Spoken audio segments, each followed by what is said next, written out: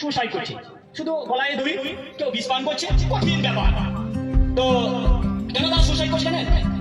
Girlfriend boyfriend তাদের চরম ভালোবাসা, একজন একজনকে পেল না, এই জন্য সুসাইড করছে। ধোকা দিল, মানে গার্লফ্রেন্ড বয়ফ্রেন্ডকে ধোকা দিল, বয়ফ্রেন্ড গার্লফ্রেন্ডকে ধোকা দিল। তারপরে ফেসবুকে দেখছি আমরা সুসাইড করছি, অনেকে আমার কাউরি বাপ মেনে নিচ্ছে, কাউরি মা মেনে মানছে, মেয়ে পক্ষ মানছে না। তারপরে দেখা যাচ্ছে ফেসবুকে আমি দেখলাম তারা সুসাইড করছে, একটা দড়িতে দুইজন গলায় দড়ি নিয়েছে, তারা সুসাইড করছে। অনেক ব্যক্তি পেয়েছি ফেসবুকে। তো এগুলো ইসলাম কি বলে, শরীয়ত কি বলে?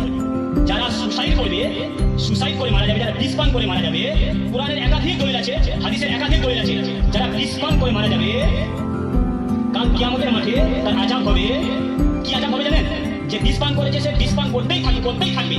কেউ ইসিড খেয়ে মারা গেছে, ইসিড খেতেই থাকবে, তার এরকম আযাব হতেই থাকবে। কেউ অস্ত্র মানে পেটে নিক্ষেপ করেছে, অস্ত্র ভরতেই থাকবে, ভরতেই থাকবে, এরকম তার আযাব কিয়ামত পর্যন্ত হতে থাকবে। কেউ গলায় দড়ি নিয়েছে, সে গলায় দড়ি নিয়ে ঝুলন্ত অবস্থায়, এরকম তার আযাব হতেই থাকবে, হতেই থাকবে।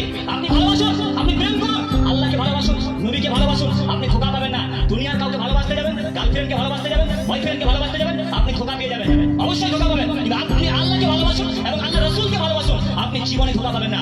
সম্মানের শুধু তাহলে আমাদেরকে এই সমস্ত জিনিস থেকে আমাদেরকে বেঁচে থাকতে হবে।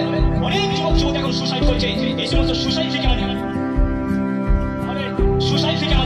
বেঁচে থাকতে হবে। যদি সুসাইড থেকে আমরা বেঁচে না থাকতে পারি, তাহলে আমরা কাল কিয়ামতের মাঠে আমরা কিন্তু পরিত্রাণ পাবো না।